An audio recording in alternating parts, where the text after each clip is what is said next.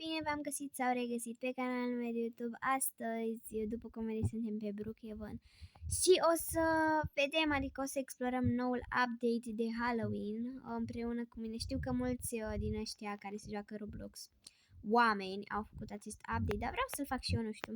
Mi se pare interesant, eu l-am explorat, nu știu dacă ați făcut-o și voi. Dacă nu o să o faceți pentru că merită. Uitați, aici scrie Happy Halloween. Nu știu de ce face așa. Și aici avem misiuni și o să putem să deblocăm niște... O să putem debloca niște mașinuțe. După cum vedeți aici avem ușor, medium, greu și extrem. Dacă o să vreți un video special pentru asta, nu uitați să scrieți în comentarii și să dați like. Bun. Noi astăzi o să explorăm mașinile, hainele, lucrurile, da? Și uitați, aici avem un dovleac aici sus. De ce am ăsta? Ok, nu știu, am luat din greșeală. Deci, efectiv nu se mai... mă scuzați, îndrăgie. Nu se mai din ăsta duce ăsta de aici. Uitați o bombană, hai să luăm una, că poate atunci o să dăm... Nu! Haideți să încerc să îmi dau prin un fel de reset. O să dau pe easy.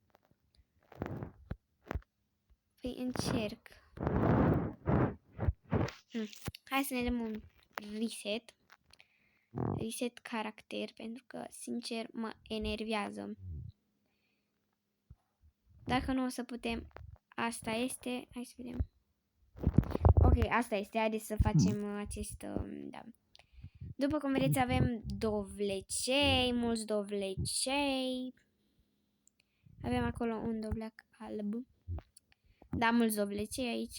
Ok, hai să vedem lucrușoarele. Hai să vedem prima mașină, pentru că doar prima... ba da, și a doua. Ne lasă să o luăm. Ok, trebuie să așteptăm. O scureasă dacă asta mov ne lasă înainte de a lua... Pe mine mă lasă, deci o să explorăm astăzi toate mașinuțele. Pentru că pe unii, gen, am văzut că nu-i lăsa până nu deblocheze, dar hai să vedem. Prima mașinuță avem un dovlecel pe roți, după cum vedeți. Nu știu care e fața. Asta e fața.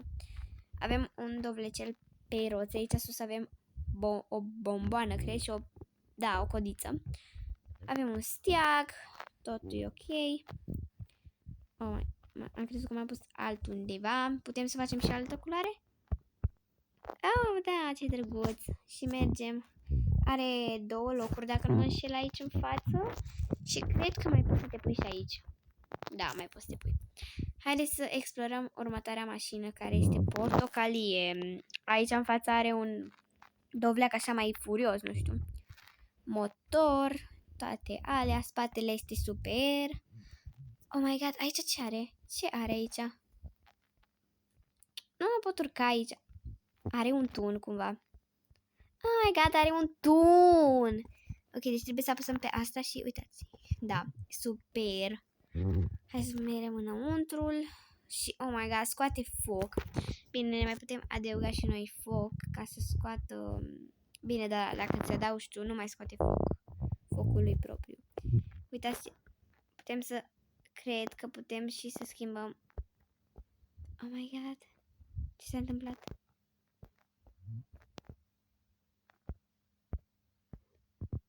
Putem să schimbăm roțile. Wow, ce drăguț. Putem, cred că să o facem și altă culoare? Da. Deci este super.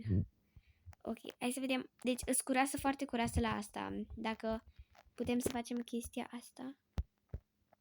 Nu putem. Ok.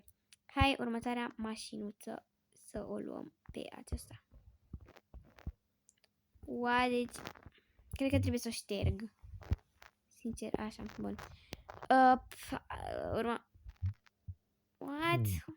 Îți trebuie permis de conducere, sincer. Ni se potrivește această mașinuță. O să dăm aici. Okay.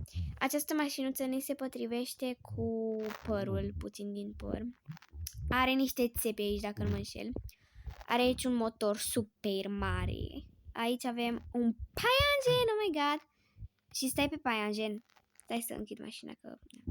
Stai pe paianjen, oh my god, ok, avem o roată de rezervă, da, foarte, niște roți, da, și avem 2 locuri, super, chiar este jeepul ăsta, deci jeepul ăsta, oh my god, ce fain e, deci uitați, are față de dovleac, are RIP, scrie aici RIP dacă vedeți, are o cutie, are un sicriu, cred. N-am văzut prea bine. Are un topor. Un topor. Da. Super. Scurați dacă putem să... Da, putem să îl facem cu suspensii. Ce înalt e. Putem să-i schimbăm și culoarea. Da, putem să facem de toate. Wow, este super. Super. Ok, acum că am terminat... Ok, acum că am terminat cu mașinile, haideți să vă arăt și accesoriile, chestiile și da. Hai să vedem niște accesorii care le-au băgat noi. Ok, deci au băgat, văd că foarte multe, wow, ce drăguț este asta. Foarte multe feluri de păr. Ăsta este puțin mai creepy, așa ceva. Foarte drăguț asta pentru un copil, sincer să spun, în roleplay. Văd că au adăugat multe chestii, dar noi nu o să le vizităm pe toate. O să ne uităm așa în mare. Uite, ăsta e foarte drăguț. O să le vizităm așa în mare pentru că o să fac o serie. Dacă vreți o serie de astea, cum să zic, de... Nu mai știu să vorbesc. Așa, bun. Dacă vreți o serie de... adică să cumva să mai fac un episod. Nu. Ca să mai fac un episod de... Ca să caut bomboane. Nu mai știu vorbi, am un lapsus. Și... Adică sau să fac un episod din ăsta de... Nu mai știu cum se zice. Să prezint, să vă arăt casele cum sunt împodobite. Da. Hai să ne uităm la casa asta cum e împodobită. După cum vedeți fiecare. Oh my god, mi-e frică să nu-mi dea bani. Deci, cineva care nu este la ușă. Pentru că, sincer, mi-e cam frică să nu-mi dea bani. Nu știu ce să... Ok, deci această casă super creepy. Vedeți cum arată. Deci, efectiv, este cu pânză de paianjen și, dacă vedeți, acolo are 2 doblece, dar nu pot să mă duc, o să-mi dea bani. Bun, dacă vreți un episod nu mai știu vorbi, oh my god. Dacă vreți un episod să vă arăt și hainele, să vă arăt și, da, toate astea. Dacă vreți, nu uitați să dați like și subscribe. Stați un pic să apăs. Trebuia să apăs un buton cumva aici. Hai să vedem. Ok, trebuie să te urci aici. În fine.